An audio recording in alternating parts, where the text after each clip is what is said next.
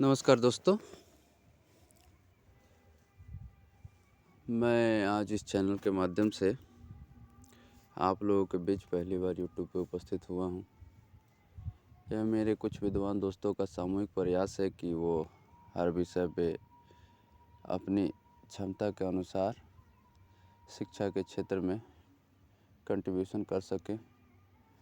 और आप देख रहे होंगे कि हर विषय से संबंधित कंटेंट इस चैनल पे उपलब्ध है, जो अलग अलग लोगों के द्वारा प्रस्तुत किया जा रहा है। इसी कड़ी में मैं आज इंडियन कॉन्स्टिट्यूशन के माध्यम से आप सबके समक्ष उपलब्ध हूँ और इसी तरीके से हर दिन जो है मैं एक नए कंटेंट के साथ आप सबके समक्ष उपलब्ध होऊंगा। तो आप सबसे उम्मीद करता हूँ कि आप इसको समर्थन करेंगे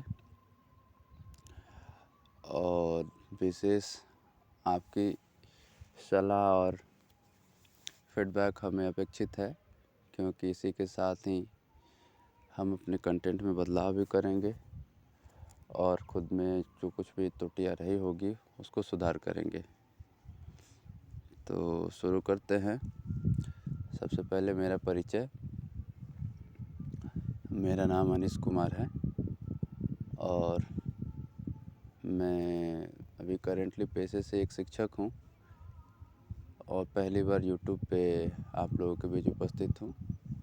देखते हैं, बाकी आपका सुझाव हमारे लिए महत्वपूर्ण रहेगा।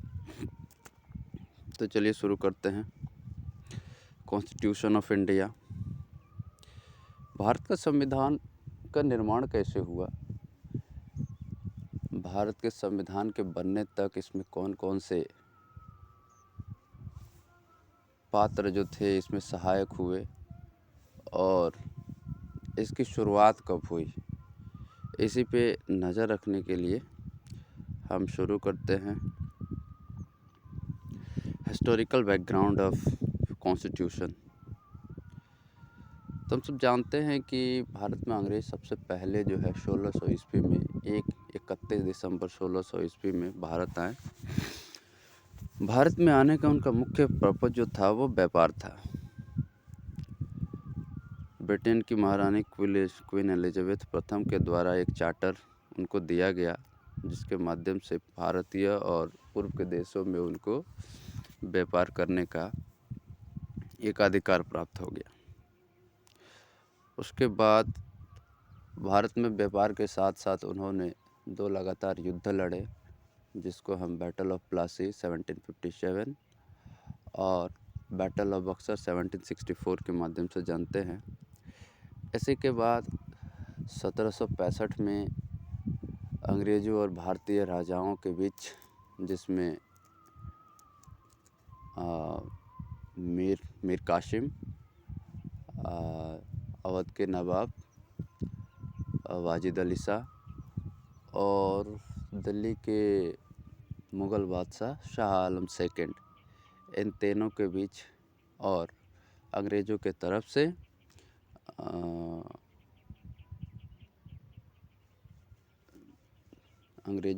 से जो उनके मेजर थे रॉबर्ट क्लाइव, इन तीनों के बीच एक ट्रीटी हुई, इलाहाबाद ट्रीटी 1765 में, जिसके माध्यम से इनको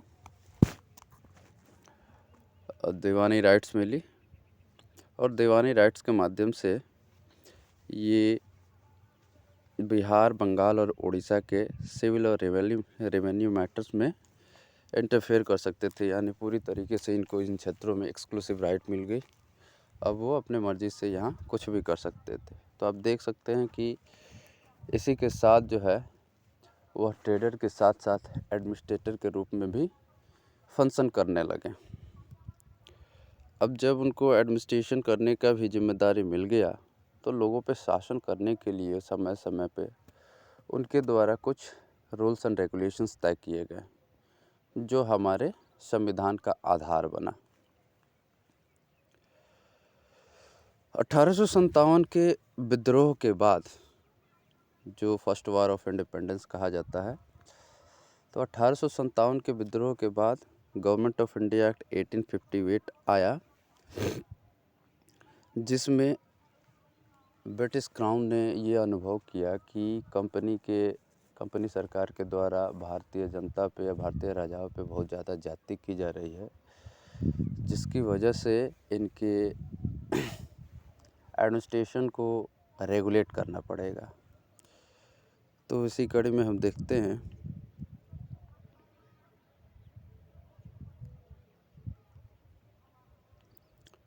1858 CPO mutiny, the British Crown assumed direct responsibility for the governance of India। 1858 में कंपनी से भारत का पूरा एडमिनिस्ट्रेशन जो है ब्रिटिश क्राउन के हाथों में शिफ्ट हो गया और वह 15 अगस्त 1947 तक चला। भारत जब स्वतंत्रता की लड़ाई लड़ रहा था, उसी समय में कई भारतीयों ने भारत का अपना एक संविधान होना चाहिए, इस संदर्भ में भी सोचा था। इसी कड़ी में सबसे पहले व्यक्ति थे एम.एन. रॉय, जिन्होंने 1934 में यह अनुभव किया था कि एक भारतीय पर शासन करने के लिए भारतीयों के द्वारा निर्मित अपना खुद का संविधान हो, जिसके माध्यम से इस देश का शासन चलाया जा सके। तो M.N.. Roy and 1934 suggested to be have a constitution for India। ये सबसे महत्वपूर्ण है, इस बात को याद रखिएगा। उसके बाद इन्हीं के मांगों को देखते हुए जब ब्रिटिशर्स देश को आज़ाद करके जाने लगे, तो उन्होंने सोचा कि भारत के लिए एक संविधान होना चाहिए, और इसी को संभावना को तलाशने के लिए उन्होंने 1946 में कैबिनेट मिशन प्लान को भारत भेजा, और कैबिनेट मिशन प्लान के सुझावों पे ही भारतीय नेताओं के द्वारा एक कॉन्स्टिट्यूएंट असेंबली का गठन किया गया, जो लगभग 3 साल 11 महीना 18 दिन के समय में एक भारत का मुकम्मल दस्तावेज, जिसको हम संविधान कहते हैं, बनकर तैयार हुआ और 26 जनवरी 1950 को इसको पूर्णतः लागू कर दिया गया। अब हम देखेंगे कि यहाँ तक पहुँचने के लिए ऐसे कौन कौन से प्रावधानों का सहारा लेना पड़ा, कौन कौन से ऐसी कड़ियाँ रही जिसको जोड़ते हुए हम यहाँ तक पहुँचे हैं। तो आप देखेंगे कि कंपनी रूल 1773 से 1858, यानी कि 1773 से लेकर 1858 तक का समय जो है वह पूरी तरीके से ईस्ट इंडिया कंपनी के हाथों में रहा, जो भारत पर ट्रेडिंग के साथ साथ एडमिनिस्ट्रेशन का भी काम देख रहे थे। लेकिन 1857 के सिपॉय म्यूटिनी, जिसको फर्स्ट वार ऑफ इंडिपेंडेंस भी कहते हैं, उसके बाद ब्रिटिश क्राउन ने भारत को टेक ओवर कर लिया और भारत के एडमिनिस्ट्रेशन को पूरी तरीके से अपने हाथों में ले लिया। तो देखते हैं कि ब्रिटिश पार्लियामेंट के द्वारा वैसा पहला कानून जो ब्रिटिश ईस्ट इंडिया कंपनी के रेगुलेट करने के लिए इस्तेमाल किया गया था, वह है regulating act of 1773।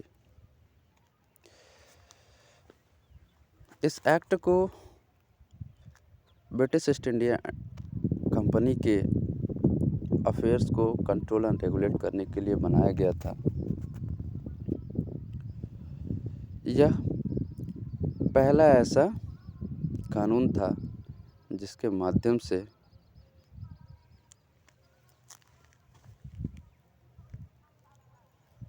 British East India company के पॉलिटिकल एंड एडमिनिस्ट्रेटिव फंक्शन को रिकॉग्नाइज किया गया था। मतलब कि आप भारत में किस किस तरह के गतिविधियों में अपने आप को इन्वॉल्व रखेंगे और किन मामलों में हस्तक्षेप नहीं करना है।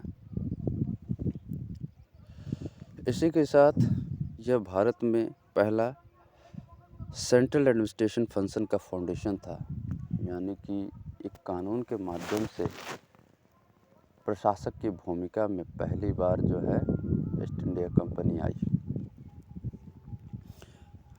अब इस रेगुलेटिंग एक्ट के कुछ प्रावधान हैं, जैसे It designated the Governor of Bengal as the Governor General of India, Governor General of Bengal। इसका मतलब क्या है कि पहले बंगाल का अपना एक गवर्नर होता था, लेकिन अब उस गवर्नर को गवर्नर जनरल का दर्जा दे दिया गया है, जो कि सिविल के साथ साथ मिलिट्री अफेयर्स को भी ध्यान में रखेगा, उसके ऊपर भी काम करेगा। और इस तरह के पहले गवर्नर जनरल जो थे वो लॉर्ड वॉरेन हेस्टिंग्स थे। It made the governor of Bombay and Madras presidency subordinate to the governor general of Bengal। क्योंकि ब्रिटिश गवर्नमेंट की 3 प्रांतों में अपनी शाखा थी, बिहार, बंगाल, मद्रास प्रेसिडेंसी और बम्बई प्रेसिडेंसी, और तीनों में वो गवर्नर के माध्यम से शासन कर रहा था।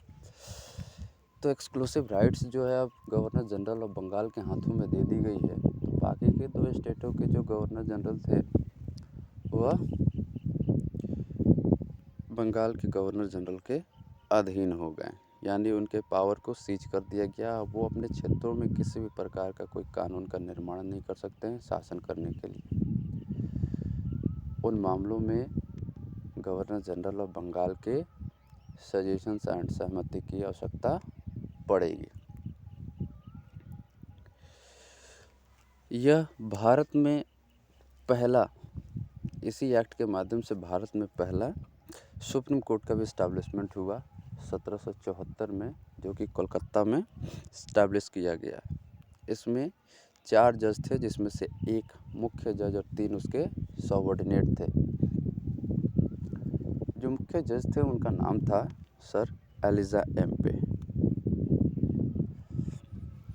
इस एक्ट के माध्यम से कंपनी के जो भी सर्वेंट भारत में व्यापार, धंधे और एडमिनिस्ट्रेशन के फंक्शन में लिप्त थे, उनको भी रेगुलेट करने की कोशिश की गई, क्योंकि वह गैर कानूनी गतिविधियों में खुद को इन्वॉल्व रखे हुए थे। भारतीय राजाओं से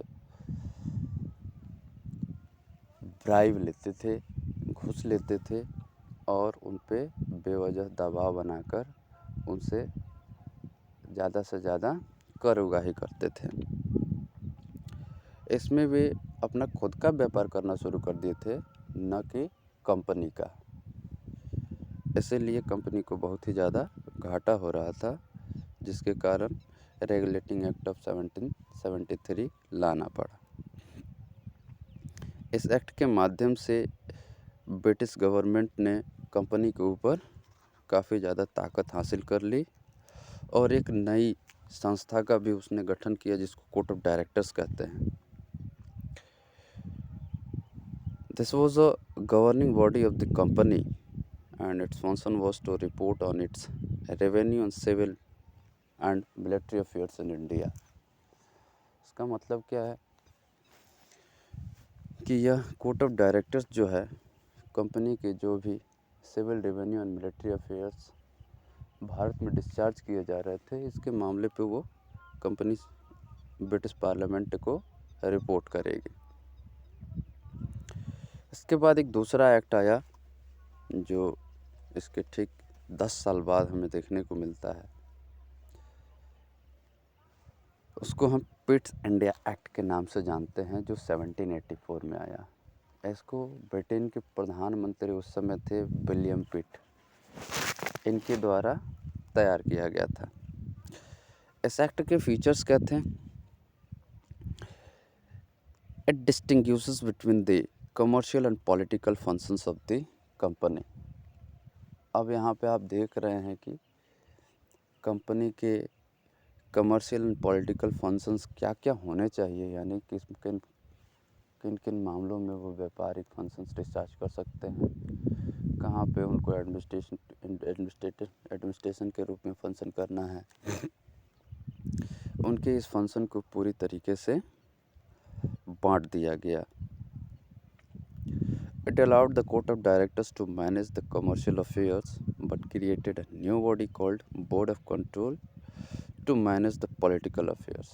अब देख रहे हैं कि पहले तो कोर्ट ऑफ डायरेक्टर्स नाम की एक संस्था का निर्माण किया गया था रेगुलेटिंग एक्ट 1773 के द्वारा, पर एक नई व्यवस्था भी बनी जिसको बोर्ड ऑफ कंट्रोल कहा जा रहा है। यानी board of control and court of directors, अब ये दोनों संस्थाएं ब्रिटिश ईस्ट इंडिया कंपनी के फंक्शंस को रेगुलेट करेंगी। यानी कोर्ट ऑफ डायरेक्टर्स जो है ब्रिटिश ईस्ट इंडिया कंपनी के कमर्शियल अफेयर्स की देखरेख करेगी, और बोर्ड ऑफ कंट्रोल जो है उनके पॉलिटिकल अफेयर्स, यानी यहाँ पे राजा राजवाड़ों के साथ उनके कैसे संबंध हो, किस प्रकार से शासन व्यवस्था चलाएं, इन सभी मामलों की देखरेख बोर्ड ऑफ कंट्रोल करेगी। This was the first time when British East India company performs a dual government in India. ये पहला समय है जब द्वैध शासन प्रणाली भारत में अपनाई गई ब्रिटिश ईस्ट इंडिया कंपनी के द्वारा। It empowered the Board of Control to supervise the direct all operations of the civil and military government or revenues of the British possession in India. इसने बोर्ड ऑफ कंट्रोल को empower कर दिया कि वह भारत में British East India company के द्वारा जो भी civil and military operations conduct किए जा रहे थे उसको सुपरवाइज करे। और इसमें आप एक चीज़ देखेंगे कि इसने ब्रिटिश पोसेशन इन इंडिया शब्द का इस्तेमाल किया है। मतलब ये पहली बार है जब ब्रिटिश पार्लियामेंट ने इस एक्ट के माध्यम से भारत में मौजूद अपने जीते हुए क्षेत्रों को उसने अपना खुद का निजी अधिकार बताया। यह एक्ट जो है दो कारणों से ज़्यादा महत्वपूर्ण है। पहला, companies territory in India war for the first time called the British possession in India. पहली बार है जब कंपनी ने भारत में मौजूद क्षेत्रों को अपना बताया है। और दूसरा, the British government was given the supreme control over companies affairs and it's administration in India.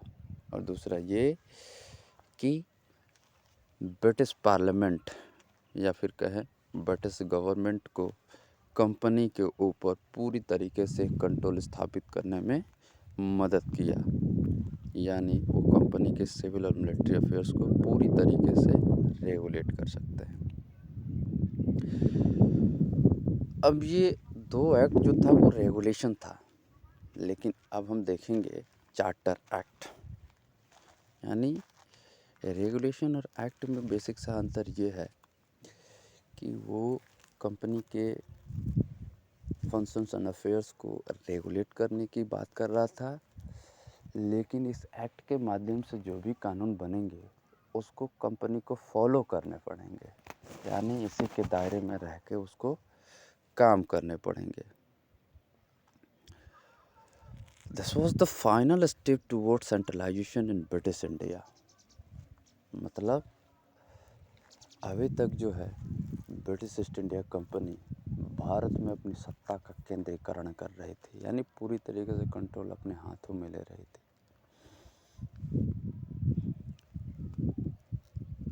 और चार्टर एक्ट ऑफ 1833 के माध्यम से ये पहला अंतिम समय है जब ब्रिटिश ईस्ट इंडिया कंपनी अपने सेंट्रलाइजेशन के चरम पे होगी। This is the zenith of the British centralization in India. अब इसके फीचर्स को थोड़ा देखते हैं। It made the governor general of Bengal as the governor general of India and vested in him all civil and military powers। अब पहले क्या था कि बंगाल का एक गवर्नर होता था, उस गवर्नर को गवर्नर जनरल बना दिया गया रेगुलेटिंग एक्ट के माध्यम से। अब बिहार के गवर्नर जनरल को भारत का गवर्नर जनरल बनाया जा रहा है। यानी उनकी शक्तियों में इजाफा हो रहा है। इसका मतलब क्या है कि 1833 तक आते आते ब्रिटिश ईस्ट इंडिया कंपनी ने बंगाल, मद्रास और बम्बई के अलावा भारत के और दूसरे क्षेत्रों में भी अपना जनाधार बढ़ा लिया है, अपने सीमाओं का एक्सपेंशन कर लिया है और इसलिए इसको गवर्नर जनरल ऑफ इंडिया नियुक्त करने पड़ रहे हैं। और लॉर्ड विलियम बेंटिक जो बंगाल के गवर्नर जनरल थे, उनको अब भारत का गवर्नर जनरल नियुक्त किया जा रहा है। तो आपसे पूछा जा सकता है कि who was the last governor general of Bengal and first governor general of India. तो इन दोनों प्रश्नों का उत्तर जो होगा लॉर्ड विलियम बेंटिक होगा। It deprived the governor of Bombay and Madras for their legislative powers. The Governor General of India was given exclusive legislative powers for the entire British India. अब रेगुलेटिंग एक्ट 1773 के माध्यम से मद्रास और बम्बई के governor को governor general of Bengal के अधीन किया गया था, लेकिन इस एक्ट के माध्यम से जो चार्टर एक्ट ऑफ 1883 उनके लेजिस्लेटिव पावर्स को भी छीन लिया गया है। अब उनके ऊपर भी शासन करने के लिए कानून कौन बनाएगा? गवर्नर जनरल ऑफ इंडिया, यानी ये तय करेगा कि उसके अलाइड स्टेट्स में किस प्रकार का शासन व्यवस्था होगा। The laws made under the previous act was called regulations and the laws made under this act were called acts। मतलब इसके प्रीवियस जो भी दो एक्ट थे, रेगुलेटिंग एक्ट और ब्रिटिश इंडिया एक्ट, ये सिर्फ रेगुलेशंस थे, लेकिन आपके एक्ट जो है इनको एक्ट कहा जा रहा है। आपके जो लॉज हैं उनको एक्ट कहा जा रहा है। It ended the activities of East India Company as a commercial body was become a purely administrative body। यह भारत में ब्रिटिश ईस्ट इंडिया कंपनी के जो भी एक्टिविटीज़ थे उसको, कमर्शियल एक्टिविटीज़ थे उसको ख़त्म कर दिया। अब वह पूरी तरीके से एडमिनिस्ट्रेटिव बॉडी के रूप में काम करेगी, यानी अब वह शासक की भूमिका में आ गया, व्यापारी नहीं है। अब वो यहाँ पे एक शासक के रूप में काम करेगी। The Charter of Act of 1833 attempted to introduce a system of open competition for the selection of civil servant। Charter Act of 1883 के माध्यम से अब भारत पे शासन करने के लिए सिविल सर्विस का भी आयोजन किया जा रहा है, यानी नौकरशाहों के माध्यम से अंग्रेज अपने भारतीय क्षेत्रों पे शासन करेंगे। और इस सिविल सर्विस की एग्ज़ाम में भारतीय लोगों को भी आमंत्रित किया जा रहा है, यानी इनके लिए भी प्रावधान किया गया है कि ये भी सिविल सर्विस की एग्ज़ाम में बैठ सकते हैं। लेकिन कुछ अंग्रेज अधिकारियों के विरोध के बाद इस प्रावधान को लागू नहीं किया गया। However, this provision was negated after oppositions from the Court of Directors। और कोर्ट ऑफ डायरेक्टर्स के विरोध के बाद भारतीय लोगों का सिविल सर्विस में प्रवेश रोक दिया गया। हम देखते हैं कि charter act of 1853, this is the last series of charter act passed by the British parliament between 1793 to 1853। अब ये चार्टर एक्ट की कड़ी में अंतिम चार्टर एक्ट जो है 1853 का है। इसके क्या फीचर्स थे? It separated for the first time the legislative and executive functions of governor generals council.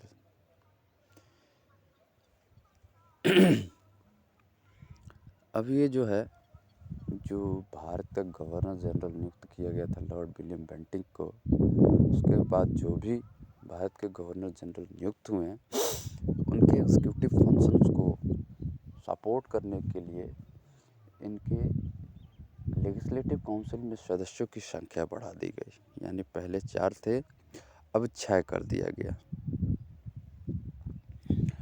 अब इन 6 सदस्यों के साथ जो है यह एक मिनी पार्लियामेंट के रूप में काम करने लगा। यानी इन्हीं 6 लोग मिल के रूल्स एंड रेगुलेशंस तय करेंगे भारत में कंपनी सरकार के द्वारा शासन करने के लिए। It established a separate Governor General's Legislative Councils which came to be known as Indian Legislative Councils। आप देख रहे हैं कि ये पहला प्रयास है जो भारत में पार्लियामेंट्री व्यवस्था की नींव पड़ रही है। यानी एक मिनी कॉन्स्टिट्यूशन के पार्लियामेंट के रूप में काम करने का ये शुरुआत हो रहा है। कब? चार्टर एक्ट 1853 के माध्यम से। Adopting the same procedure at the British Parliament. यानी ब्रिटिश पार्लियामेंट में जो House of Lords and House of Commons के सदस्यों के द्वारा जो भी कानून बनाए जाते हैं उसी प्रोसेस का इस्तेमाल करके भारत पे भी शासन करने के लिए कानून बनाए जाएंगे लेजिस्लेटिव काउंसिल के द्वारा। It introduced an open competition system of selections and recruitment of civil servant। अब इसका दूसरा प्रावधान क्या था कि यह फिर से बात कर रहा है कि अंग्रेज़ों के साथ साथ भारतीयों के लिए भी सिविल सर्विस में पार्ट लेने के लिए ओपन कंपटीशन की व्यवस्था की जाएगी। यानी भारतीय लोग भी अंग्रेज़ों के साथ साथ सिविल सर्विस यानी नौकरशाह के एग्ज़ाम दे सकते हैं। लेकिन the coordinated civil service was thus thrown open to the Indians also। अब कोऑर्डिनेटेड सिविल सर्विस का क्या मतलब हुआ? यानी कि एडमिनिस्ट्रेशन के क्षेत्र में जो सबसे सर्वश्रेष्ठ पद होता था उसको कोऑर्डिनेटेड सिविल सर्वेंट कहा जाता था, जो खास तौर पे अंग्रेज़ों को ही प्राप्त होता था। जबकि भारतीय सिविल सर्वेंट को अनकोऑर्डिनेटेड सिविल सर्वेंट कहा जाता था। यानी उनसे नीचे दर्जे के, ये चाहे कितना भी योग्य क्यों ना हो, पर इनको अंग्रेज़ों से नीचे दर्जे का ही नौकरशाह बनाया जाता था।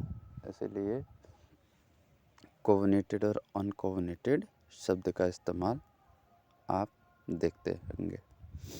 Extended the company's rule and allowed it to retain the possession of Indian territory on the trust of British Crown। अब ये पहला प्रावधान था जिसके माध्यम से ब्रिटिश ईस्ट इंडिया कंपनी को भारतीय क्षेत्रों पर शासन करने का अधिकार देता है, और वो भी तब तक जब तक ये मिनी पार्लियामेंट चाहे या फिर ब्रिटिश पार्लियामेंट चाहे। यानी अब पहले क्या था कि 10-10 साल के लिए एक खास अवधि तय की जाती थी कि इन 10 सालों के लिए आप शासन करेंगे इन क्षेत्रों पर, इन 20 सालों के लिए शासन करेंगे इन क्षेत्रों पर। लेकिन अब कोई समय सीमा तय नहीं की गई है। अब ब्रिटिश पार्लियामेंट जब चाहे तब ईस्ट इंडिया कंपनी को भारत से बुला सकते थे या फिर भारतीय क्षेत्रों को इनके शासन से मुक्त कर सकते थे। It introduced for the first time local representation in the Indian Legislative Council। अब ये पहली बार लोकल रिप्रेजेंटेशन की भी बात कर रहा है। यानी जो भी लोकल राजे राजवाड़े थे उनके प्रतिनिधियों को भी